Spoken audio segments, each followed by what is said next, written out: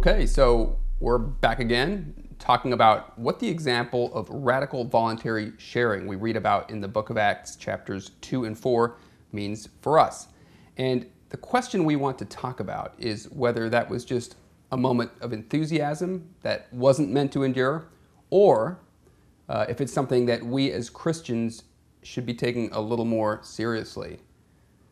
Does it say something about how Jesus expected his followers to live today?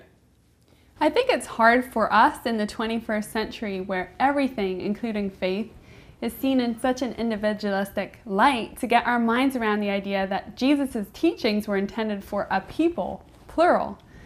And that doesn't mean individual transformation isn't important.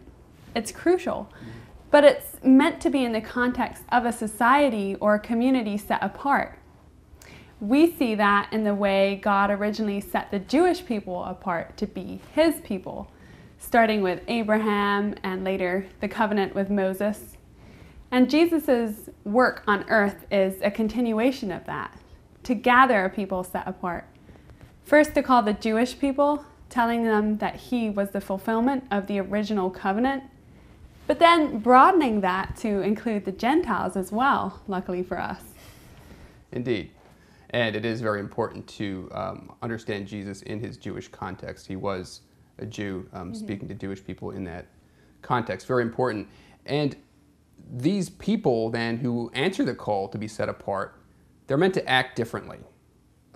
Their society is meant to look different from the world around them. They're meant to stand in contrast as a sign of what the world should be like, what the kingdom of God will be like, and how people are meant to treat one another.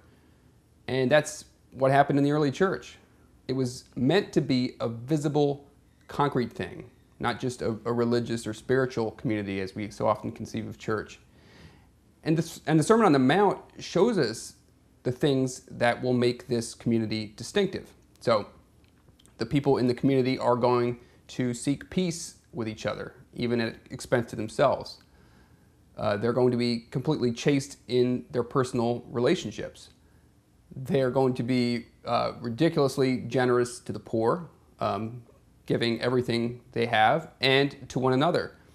And they're going to go above and beyond the call of duty without expecting remuneration, so going the second mile. They're going to love their enemies. They're going to give to the needy. They're going to dedicate their lives to God and not to accumulating wealth and possessions. You can only serve one master. And by doing or seeking to do these things, they're going to be a light for the rest of the world that people will be drawn to.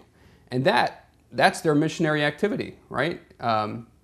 It's being what theologian Gerhard Lofink calls the contrast society. That sounds like a lot of pressure, but actually it's not. Because if you look at the Lord's Prayer, it's a communal prayer, not an individual prayer. It says, "Our Father, give us our daily bread, forgive us our debts, deliver us from evil." Also the admonishments against worry and the promise that whoever leaves family and property will receive 100 times as much in return only makes sense in the context of a set-apart community where there's care for one another and members are committed to one another. Now, a lot of people over the centuries have looked at the Sermon on the Mount as impossible. And there's been lots of ink spilled and speeches written attempting to prove that Jesus never actually expected us to live up to all of its demands. But I think that's just professional excuse-making. I think that it's wrong in the context of a community which allows itself to be ruled and transformed by God in all areas, and believers in the indwelling of the Spirit. Like it says, wherever 2 or 3 are gathered, there I am. It is possible. And I believe it's not only possible, but it is what Jesus meant when he said, "Whoever hears those words of mine and does them." It's the doing that's important, not the talking or the writing. And contrary to what you may think, or you guys watching this video, it's not meant to be a grim or even a heroic effort either. When you discover what can only be called the ideal society, It's something you're extraordinarily happy about and happy to devote your life to, even if there are inevitable mistakes and the human failures along the way, because we are fallen. Right. Well, as the parable says, he bought the whole field for joy. It was not, a hardship. It was a happy thing. So back to the early church or the post-Easter church. The radical sharing, complete generosity, elimination of class differences was not just a one-time historical event and should not be dismissed as such. I believe it was the way Jesus' followers were meant to live, completely voluntarily, happy to give up property rights, money, in order to be part of something completely different. So just a small example of the way God intends people to live on this earth. Right, and far from being a withdrawal in pursuit of a personal holiness, the early church was extremely active. They quickly spread out from Jerusalem and established new locations and drew in new people. Even hostile accounts of their activities speak about their extraordinary care of the poor, the widow, and the sick within and without of their faith communities. When the plague hit, it's reported that believers stayed with the sick and buried them, even though it meant getting infected and dying themselves, while the behavior of other people was above all concerned with self-preservation. Interesting in today's context. Yeah, our plague. Yeah, today. Gosh, ongoing. But there's that famous line from Tertullian, "See how these Christians love one another." I love that line. It's not hear how they love each other or read about how they love each other.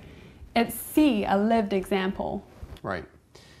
And, if you strip away the overly familiar religious words, which, because they're overly familiar, they lost a lot of their meaning, what you see modeled in the early church is basically true friendship with God and with one another. Jesus calls his followers friends. And this is not friendship in terms of camaraderie, but it's friendship in terms of practical deeds of love and self-sacrifice in laying down their lives for one another. And that ideal of friendship was not a new thing, but it's an ideal that stretches back to antiquity. And that's going to be something we're going to be talking about in our next video, which I'm excited about. Yeah, coming right up. Anyway, so that's all we really have time for in this video. If you do have questions about this series or even things that you want to disagree with us about, we'd love to engage. Drop your comments below, and thanks again.